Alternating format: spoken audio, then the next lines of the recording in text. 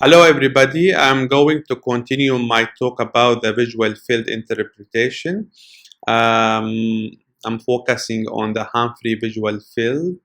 I talked in the previous sessions about the introduction, and I started talking about the single field analysis in part 2A and part 2B. I'm going to continue my talk about the single field analysis.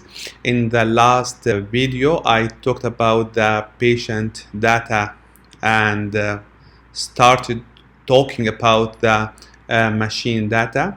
Today, I'm going to continue my talk about the strategy and pupil diameter and refractive error effects on the visual field data. Before talking about the strategy, I will back to talk briefly about the fixation losses. I said before that fixation losses means that the machine projects the stimulus at the blind spot and the patient should not see this stimulus in normal situation and should not respond in case the patient responded to the stimulus when it is projected in the blind spot. That's meaning the patient is not fixating and he is moving his eye, and I say that the value of fixation losses should be up to 25% to consider the test is reliable and to get the data from this test. In case the fixation losses is more than 25%, that means the test is unreliable. But the machine will not present the value of fixation losses in percentage. It will present it with a number. As you can see here, 4/11XX. What each number means. Number 11 means the machine projects the stimulus 11 times in the blind spot.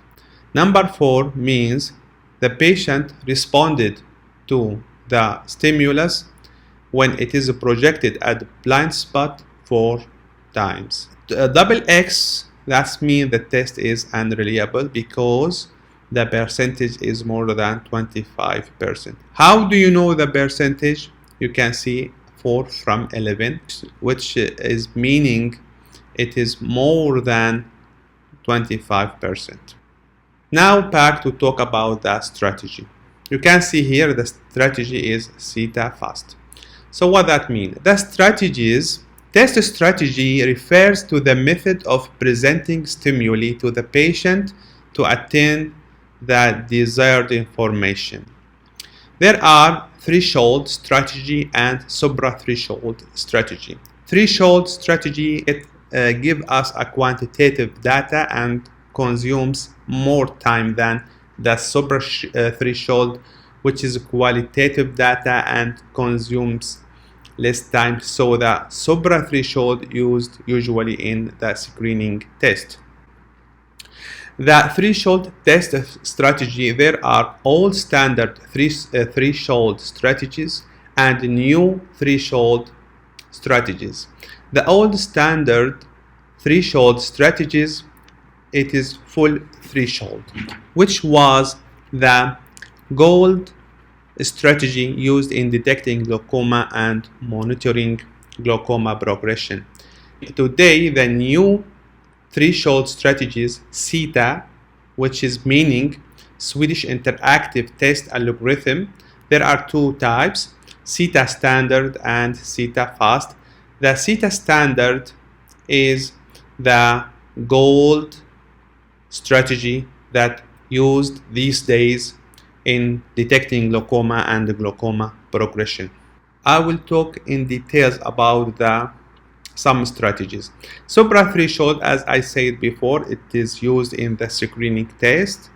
The full threshold, which is very important, and it is based on the bracketing method or fast pack method. I will go to the bracketing method. Bracketing or staircase or 4-2 decibel in the Humphrey visual field. What that mean? Looking at this graph, we can see the hill of the vision and the supra-threshold, which is the area can be seen, and the infra threshold, which is the area cannot be seen. And you can see to the left of this graph, you can see the stimulus intensity. When you're going up, that means the stimulus intensity decreases. When you go down, that means the stimulus intensity increases. To understand that, let's say that we have X point and we want to know the threshold value for this point. The Humphrey machine will project the stimulus intensity at level 1, as you can see here, number 1, and at that intensity at X point, the stimulus can be seen. Then it will decrease the intensity of the stimulus 4 decibel, 4 decibel, 4 decibel, 4 decibel, till the stimulus cannot be seen.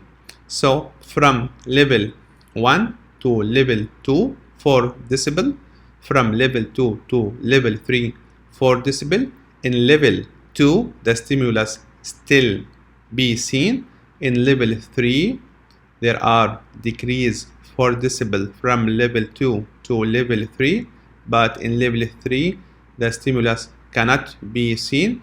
At that time, the machine will increase the stimulus intensity by 2 decibel, 2 decibel, till the stimulus intensity can back to be seen. The first time that you can detect the stimulus after increasing 2 decibel, that means the threshold value for that X point.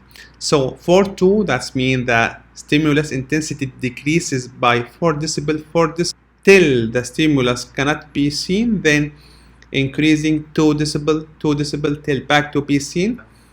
The first stimulus intensity can be detected after increasing 2 decibel. It is the threshold value. The fastback method, it is an estimation of the short-term fluctuations at 10 pre-fixed point.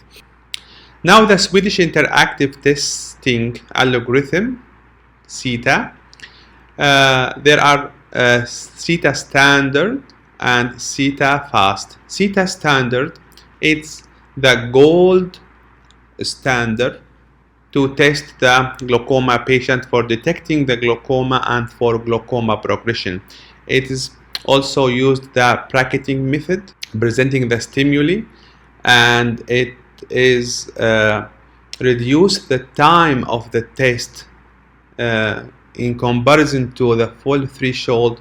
There is 50% reduction in the test time. It takes about 4 minutes for the normal patient and 8 minutes for the glaucoma patient, and the sensitivity for the CETA standard and the full threshold are similar.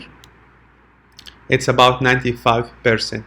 CETA fast, it's used the fastback method in presenting the stimuli, and it consumes less time than the CETA standard. It's about 3 minutes for the normal patient and 6 minutes for the glaucoma patient. However, the sensitivity of CETA fast is lower than CETA standard. It's about 93%.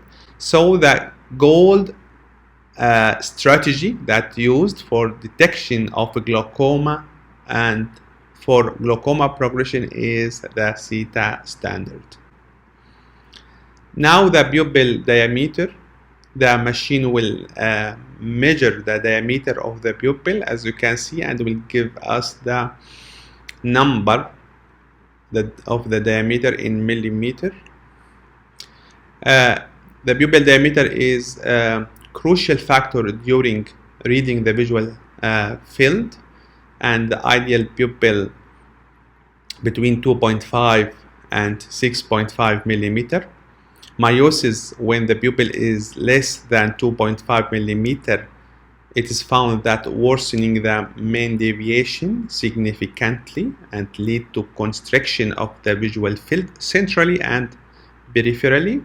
And dilatation, the studies found that if the pupil more than 6.5 millimeter is worsening the mean deviation significantly and improving the pattern standard deviation insignificantly and lead to depress the foveal threshold. The refractive error and the date of the test. The correction of the near vision is crucial while testing the visual field, as if the near vision is not corrected, that will lead to generalized depression in the visual field, and that will affect the mean deviation. You can see the mean deviation is depressed. And the test date, it is important for the follow-up and for assessing of the progression. Thank you for listening.